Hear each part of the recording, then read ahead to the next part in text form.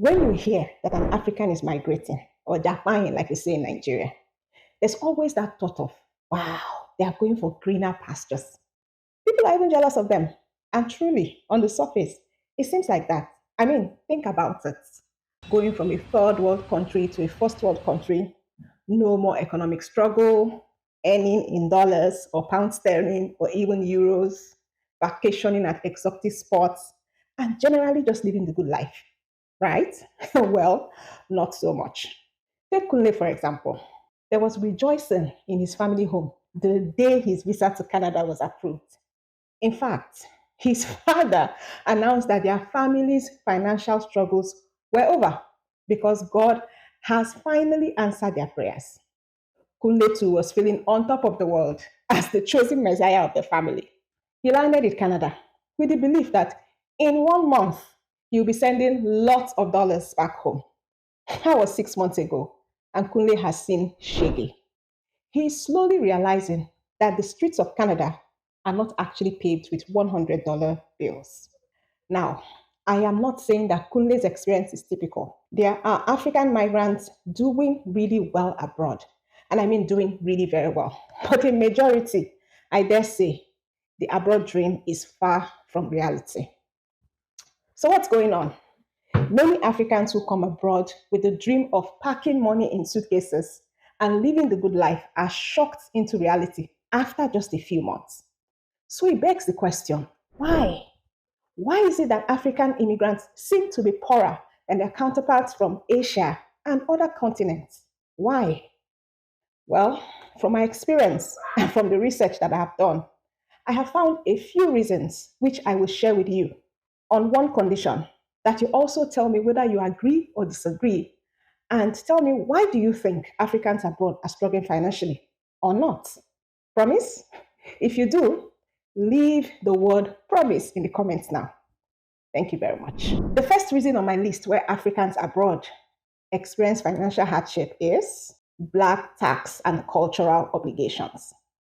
The term black tax originated in South Africa, and it denotes the financial support that black people provide to their parents, siblings, and other family members out of a deep seated sense of responsibility towards family obligations.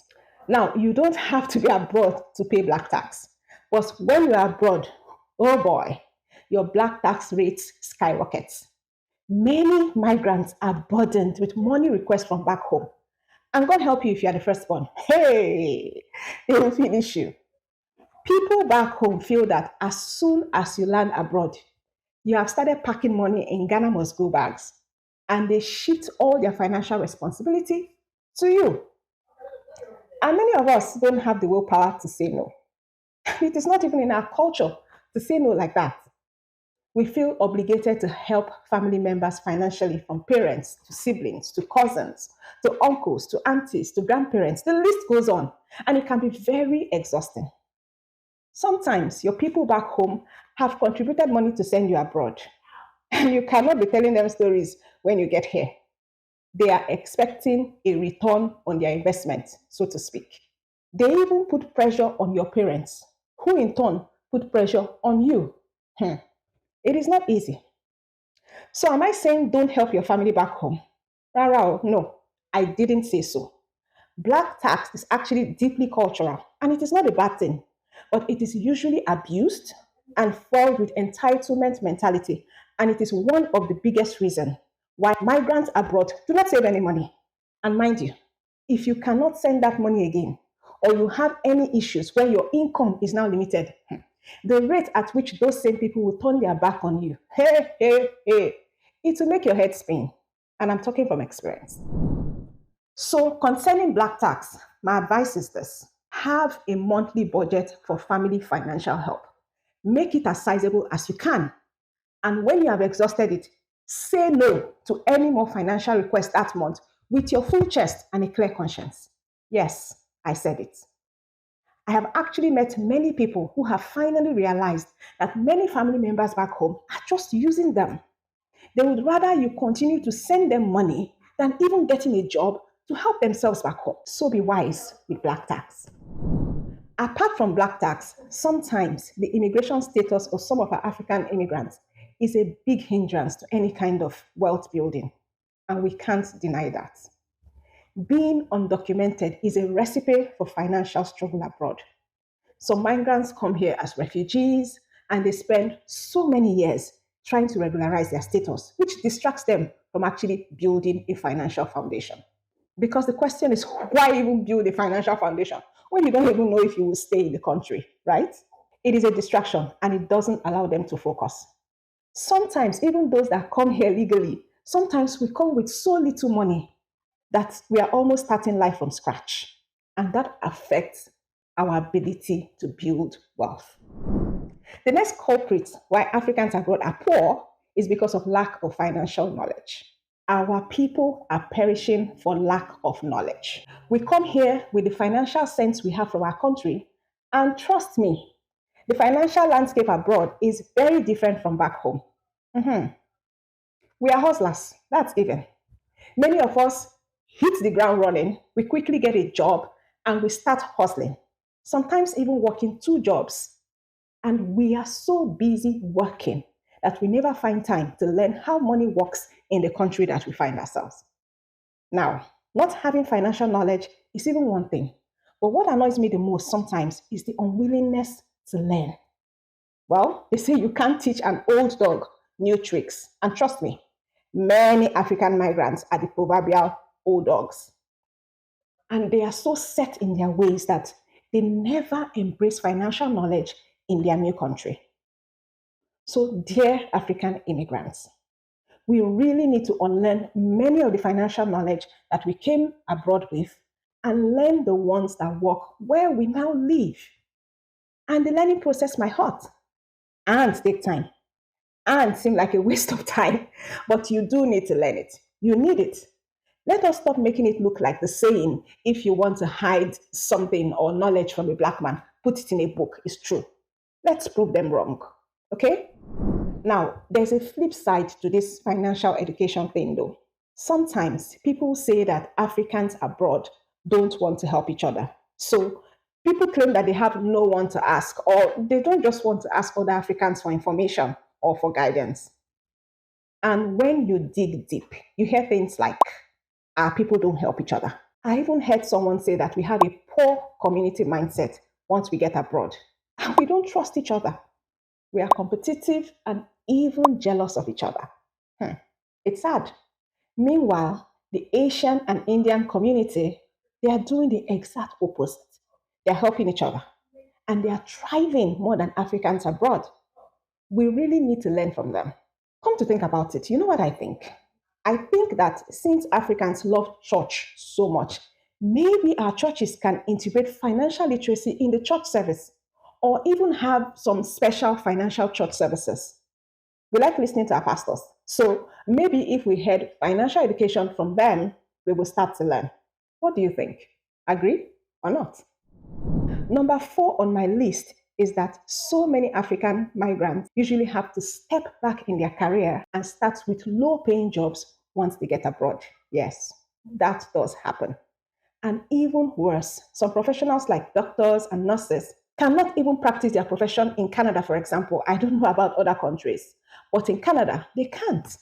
Do you know how demoralizing that is? It's sad.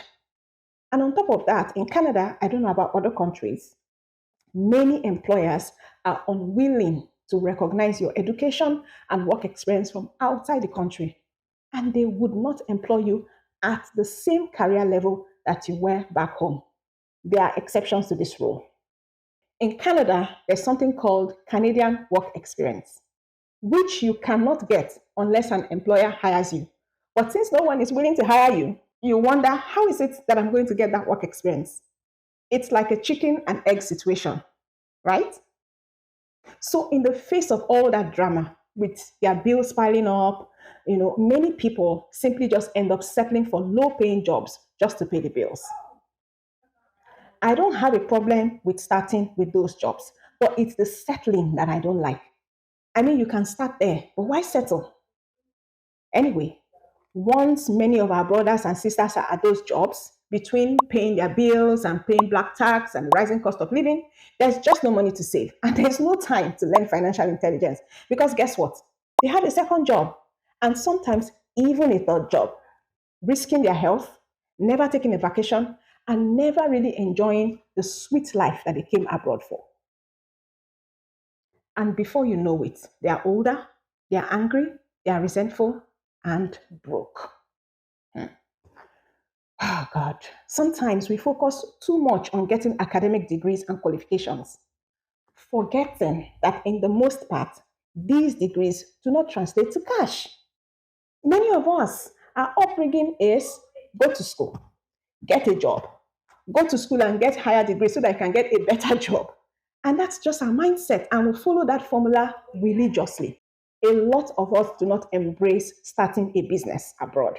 And so we miss out on all the amazing benefits that small business people get. I want to be bold and say that just like in Canada, I believe that small businesses in other first world countries get certain benefits that employees don't get. And if you check the richest people in your community abroad, many of them are job providers and not job seekers.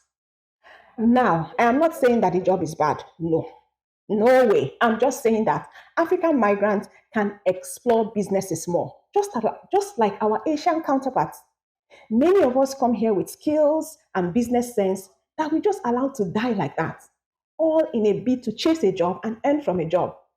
Maybe this is the time to start thinking of how to put our skills to work and how Africans can come together and start building viable businesses abroad and even back home, more especially back home. Also sad is the fact that many Africans abroad disqualify themselves even before they try. We tell ourselves that we cannot get to certain levels. We tell ourselves that we cannot be that or we cannot be this. And we pass on that mindset to any new immigrants that ask us for advice. Some even pass that mindset to their children. And in this way, we slowly pass down the mindset that as Black immigrants, we are second class citizens and we can never be as rich as the citizens here. It is a false mindset from the pit of hell and one that we need to forcefully rid ourselves of. I know you will say, but oh, are you forgetting the issue of income inequality or even the elephant in the room called racism that also plays a role in the career opportunities for African immigrants? I am not denying any of that. It does happen. But we need to recognize that it does happen and find a way to rise above it. Come on, we are Africans and we got potentials. Let us never forget that. Now, this point I want to make next is probably the most annoying of all. Do you know that even though I am saying that African migrants are struggling financially, you would be surprised at the lifestyle of some of us. We can be materialistic, sha. Oh, we love to portray success. Some of us live in houses we cannot afford. Some wear the nicest clothes they cannot afford, all in a bid to keep up with the Joneses. Joneses that you don't even know how they are coping. We are so competitive. If the other person is driving a certain car, we want to drive that car as well. We don't come Canada, come Cambridge. That is what we would say. This lifestyle makes a lot of us dig holes and holes, credit card debts that will come and bite us down the road. Think about it. Is it possible that this lifestyle contributes to us not being able to save? It probably does. Sometimes it's even our network. So let me ask you, if you're abroad, what is your network like? What kinds of people are you moving with? Who are you listening to? The people close to you really matters. And many of us are moving with other poor Black migrants with poor mindsets who cannot help us. It's like the blind leading the blind and both fall into the pit. Instead of that, why not humble yourself and ask guidance from other people that are already here before you and who are as successful as you aim to be? Now, these are my top reasons why African immigrants abroad are poorer than their counterparts from other continents. Now that we know why some African immigrants are poor, let's talk about how we can reverse this trend. The first thing that I would suggest is to start investing long term. I said long term, not the MMM kind of investing. And that's where financial knowledge comes in. And that's also where you need to have a budget for how much black tax you will be paying, and also a budget for every other thing. Being able to set aside even as little as $100 in a high interest savings account can set you on the path to financial wealth, no matter how small you think that is. And if you're in Canada, you might want to invest in a tax-free savings account. It is the only investment opportunity in Canada that is tax-free. If you want to know more about the tax-free savings account, I will leave a link to a previous video I made in the description below. I will also leave it up here somewhere. Make sure you check it out. The second thing I want to suggest is that you should try and increase your income. So at first, you can work 2 jobs if you want, but slowly start looking at business opportunities and side hustle opportunities. They exist in all countries. If you look for them, you will be surprised at the benefits you can get from even a small side business that you dedicate just a few hours to. I did a video talking about 10 small businesses you can start with just under $1,000. I will also leave the link in the description and also somewhere up here. Make sure you check it out. You can also learn about high income skills in your city and country of residence. Take, for example, data analysts. They are earning big in Canada, and this is a skill that anyone can learn. You have to dream big and reach beyond your comfort zone. Thirdly, I urge you to have financial goals and please budget. I know you don't want to budget, nobody does, but you need to do it. If you don't have a financial goal and you don't know where your money goes each month, how do you know what expenses are killing you and what you need to cut out? You will be surprised what your budget will show you. Budgeting is pretty simple to do. Then have fun. You have just one life to live. Put yourself first. You can't be working, and never even have time to enjoy the money. Stop it. Go out to a restaurant after work today and get yourself a nice bowl of food. You have my permission to not look at the price tag. Just relax and eat your own money small. It's been an intense discussion, and many of you have your own opinions. And I definitely invite you to say your own opinions in the comments below. I would love to hear from you. If you're still watching at this point, I invite you to smash the like button if you haven't already done so. And also, please subscribe. Our goal is to reach 1,000 subscribers in the next 1 month. Please help us get there. So, dear African immigrants, you can be more than you are right now. You just have to change your mindset. Start taking some financial action today. I strongly believe you will. Now, why don't you watch this video next, where I talked about some small businesses you can start with just $1,000 or less. Happy viewing. Until I talk to you in the next one, stay blessed and stay safe.